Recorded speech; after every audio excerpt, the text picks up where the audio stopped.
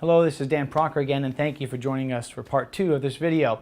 What I wanted to do was two things in this second section. The first was talk about a bit more about what's in the content for the employee day and for the leader day of training, and then finally talk to you about why this approach is much more effective than things that you've tried in the past. So let me tell you a bit about the content. We said that we broke this into 2 full days. The first was aimed on employees, and we said that through our research we found that the sort of predominant attitude was stuff just happens. And so we had a lot of fun with that, actually, because we looked back through all the history, through this organization's many, many years, through every incident, through the fatalities, and what we found is that in spite of all those years of activity, in spite of the millions of man-hours of labor each year, that there'd never been an employee injured by a meteorite strike. There'd never been an employee injured by a stampede of wildebeest or by an earthquake swallowing up, a work site. The fact is that when there was an incident, well, it was stuff they kind of should have expected. They hit their hands with a hammer, or they dropped something on their foot. And so we wanted to make it very, very clear that stuff doesn't just happen. In fact, stuff happens, but they can control a lot of that. So we get them involved in a very fun activity where we start off saying, hey, what is it at the work site that keeps you from getting to zero? Zero incidences of any kind. And they list all kinds of things. They talk about the weather and equipment failures and all these different lists. We made a whole list and we say, okay, we can't fix all that stuff. There's only one thing we can really focus on, and that is what you control. So what we want to focus on in the morning is we want to focus on what is it that you control. Then we have them involved in a series of activities, and frankly, their performance in the first round isn't very good. And we say, well, why didn't it go very well? And they begin to talk about all this stuff that they couldn't control, just like they did in the workplace when they said, here's why things go wrong.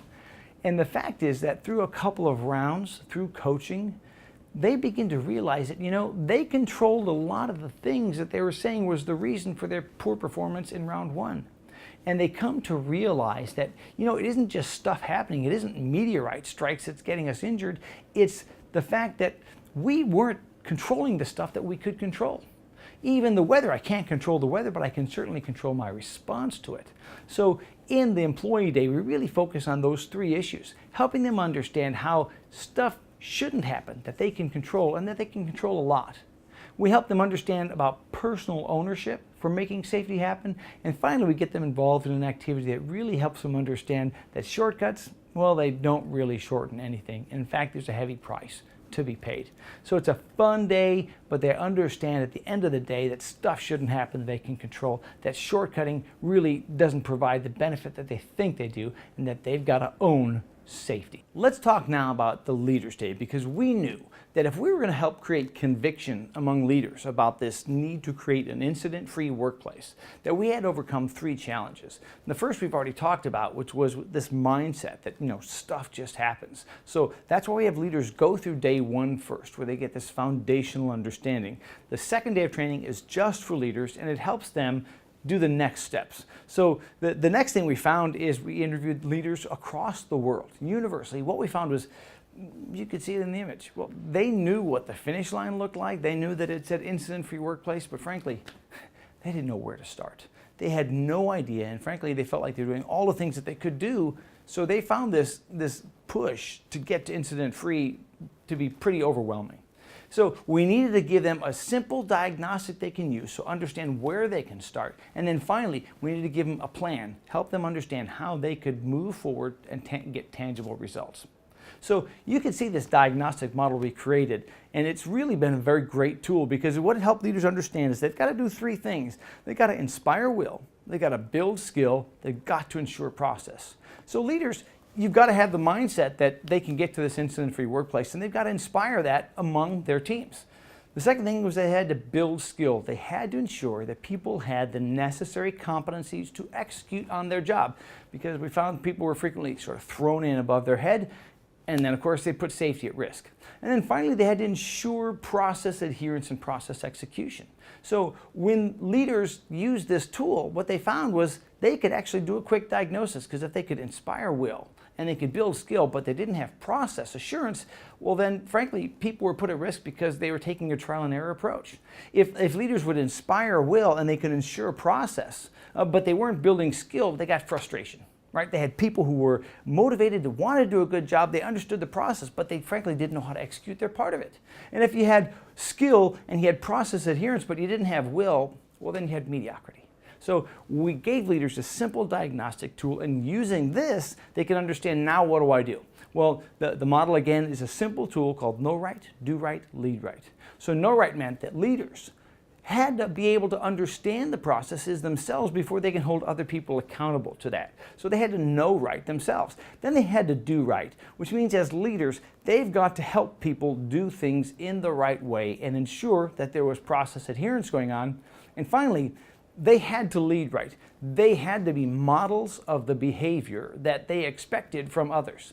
And we do a very powerful experience that shows leaders how they often unintentionally undermine all the things they said all day long in a simple, quick action. And so we give them an action plan for dealing with that. The result is leaders come away with a clear picture of where they need to work first and a tangible action plan to help them move forward. So let me take a moment to tell you about why this approach is different and why it is better. The first is that we've been able to build now a framework that we can customize for your organization very quickly. So we do a compressed discovery process that allows us to understand critical terms, measurements, language that we incorporate into the training so that it's something that feels like yours. So it's customized for your organization. The second thing that's really important about this is that we don't just discuss the behaviors that people should engage in. And there's a lot of great training out there. Behavior-based safety is really important. People need to understand that they've got to lift with their legs and not with their back. But remember what we said about behaviors, that behaviors have a root, an antecedent called attitudes that we've got to address first. So you can teach me all day long about the importance of safety glasses, but if my attitude about safety glasses is they're a pain in the neck and I don't want to wear them, well, what behavior should you expect? You should probably expect people aren't going to wear them, and so you're not going to get the results that you want to get. The approach that we're taking helps your organization get down to the roots of the behavior, which is how you get sustained behavior change. And finally, one of the things that is truly unique about this approach is that the way that we go about helping organizations change the mindsets that are keeping them from getting where they want to be. You see, the traditional approach is that when organizations say, boy, our incident levels are way up here, we want to get them down here, the traditional approach is to apply pressure from above. And that pressure takes the form of more tailgate talks and more posters and more warning letters to get people to do what they want them to do. The challenge is that they still haven't addressed the mindset. So if my mindset is, look, stuff just happens, then all the pressure in the world, frankly, once you take it off, it's not going to change my mindset. The approach that we take is we work to change the mindset that's driving these important behaviors. When you can change those, your organization will find that you can move towards this incident-free workplace, towards this objective that you have in a way that is much more effective and much more sustainable.